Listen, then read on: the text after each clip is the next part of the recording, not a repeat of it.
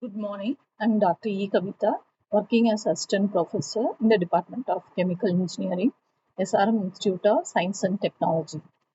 I welcome you all for the experiment heat transfer by forced convection. There are three modes of heat transfer. They are conduction, convection, and radiation. Whenever there is a temperature difference between surface and fluid, heat is transferred by convection mode. There are two types of convection. They are natural convection and forced convection. I'll explain with an example. Let us assume a vessel with water and it is kept over some heating source. From heating source, heat is transferred to vessel surface. Through vessel surface, heat is transferred by conduction mode. So the molecules will carry energy from one point of the vessel to other point. So by conduction, heat is transferred through the vessel surface. Then from vessel surface, heat is transferred to fluid molecules adjacent to it. Once the molecules receive heat, it will become lighter. So the lighter molecules will try to move in the upward direction and the denser molecules will move in the downward direction. So fluid flow current will be generated and the heat will be transferred to entire mass of liquid. So this mode of heat transfer is called convection. In this example, if I keep a stirrer and if I continuously stir the mass of fluid, flow current will be generated by that external medium or that external force and heat will be transferred to entire mass of fluid. In case of natural convection, heat is transferred due to density difference which is created by temperature difference. In forced convection, heat is transferred by the fluid flow currents which are created by external force. So forced convection is due to bulk or macroscopic motion of fluid across the surface. So it is generally encountered in heat exchangers, cryogenic coolant and heating or cooling of heavy oils, and also it has so many other applications. Now let us see what is the aim of the experiment. To determine average surface heat transfer coefficient for the forced convection by performing the experiment in the experimental device. Now let's see the description about the experimental device. Experimental setup consists of a circular pipe and there is a test section. The test section is insulated and this pipeline is connected with the blower. And thermocouples are embedded over the pipe surface and also thermocouples are placed at the inlet and exit point of the pipeline. So these thermocouples are used to measure the surface temperature and also inlet and outlet point air temperature. And there is an orifice meter at the exit point of the pipeline. And upstream and downstream side of the orifice is connected with the U-tube manometer. Manometric fluid is water. When there is some pressure difference, we can notice the difference in the level of manometric fluid in the U-tube manometer.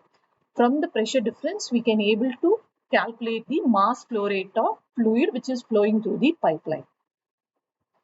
Now let us move on to description procedure for performing the experiment.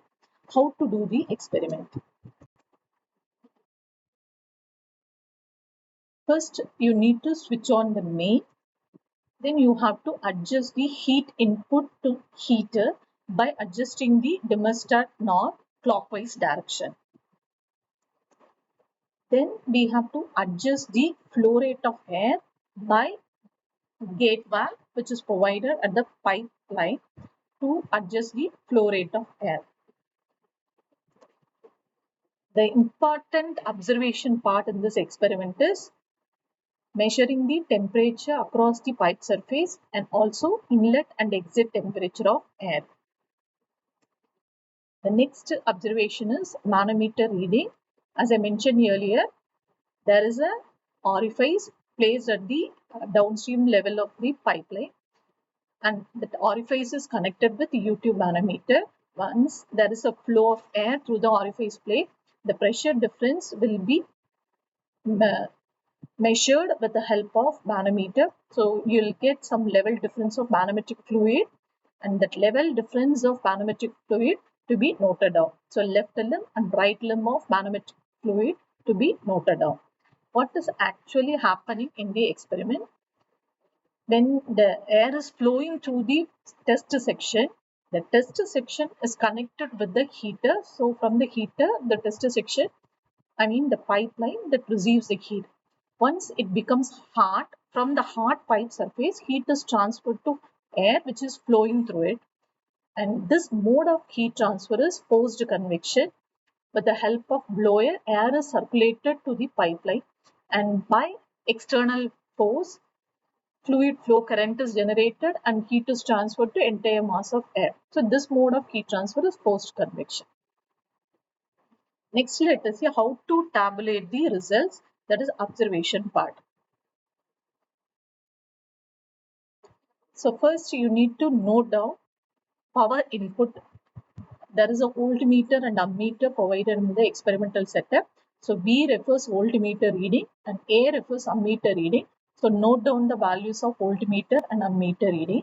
The next, manometer reading. As I mentioned earlier, once there is a flow of air, you'll get some pressure difference, and due to that, there will be some level difference of manometric fluid in both the limbs. So H1, you can note down the left limb of manometric fluid, and H2, right limb of manometric fluid height. You have to note down as H1 and H2. Then next, temperature data, the major observation part. So T1 to T6 are the temperature across the pipe surface. T7 and T8 are inlet and exit temperature of air. So until what time you need to note down the data, and what interval you have to measure the temperature data. Okay. For every 5 minutes the time interval, you need to note down the temperature data. That is T1 to T8 you have to note down. And this you have to continue until the system reaches steady state. How to identify whether system has reached steady state or not? Once the system reaches steady state, net rate of heat transfer becomes zero, and you'll get constant set of temperature data. So like this, if you get constant set of temperature data, you can stop performing the experiment. Next, let's see how to make the calculations.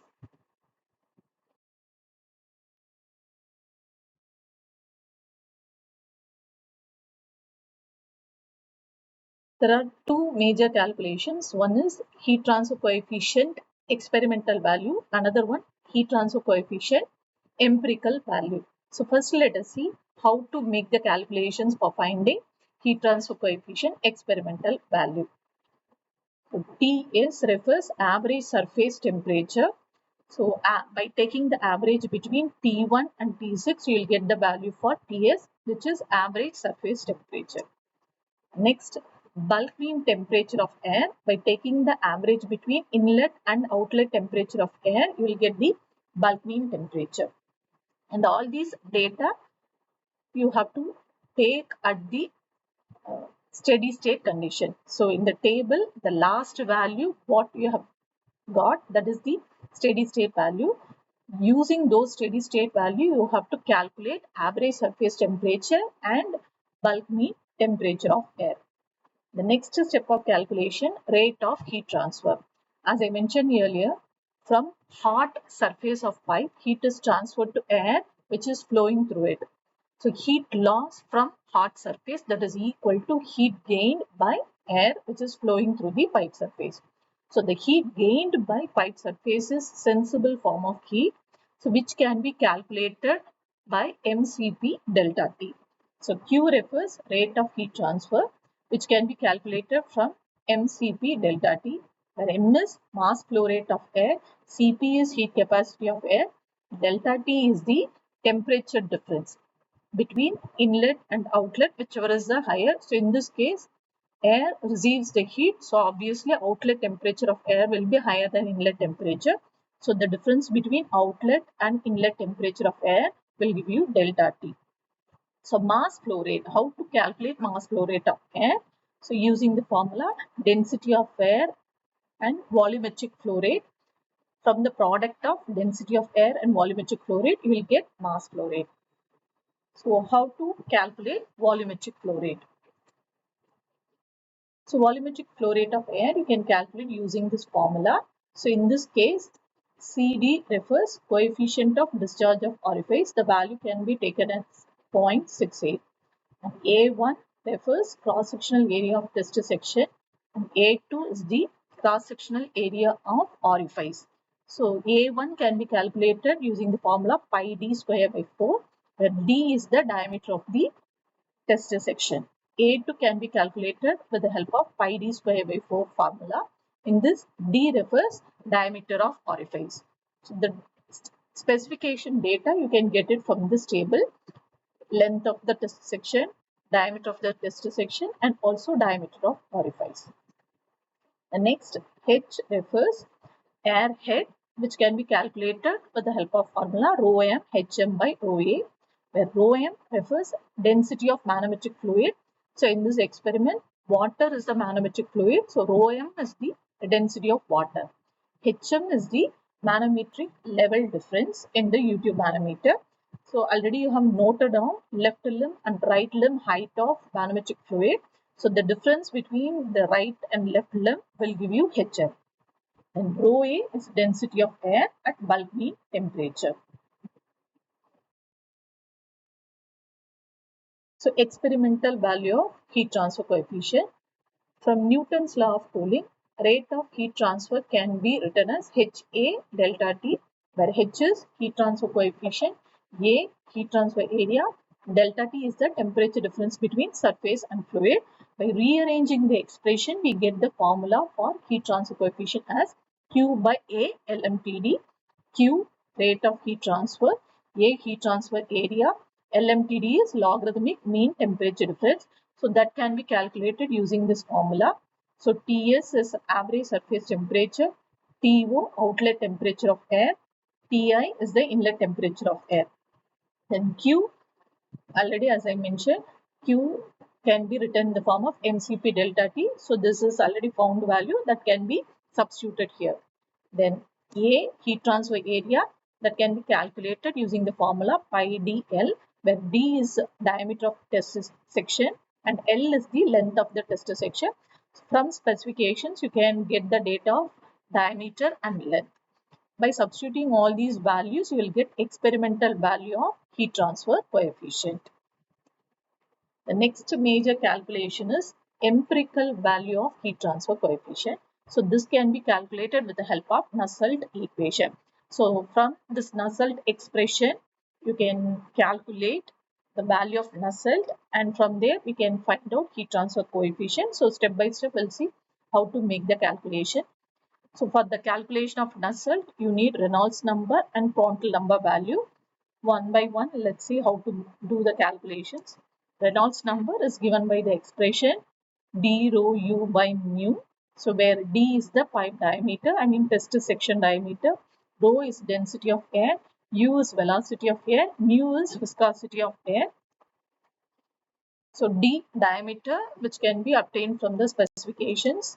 U is air velocity, can be calculated using the formula Q by A, where Q is volumetric flow rate, already calculated value, and A is cross-sectional area of the test section, can be calculated from the formula pi d square by 4, where d is the pipe diameter.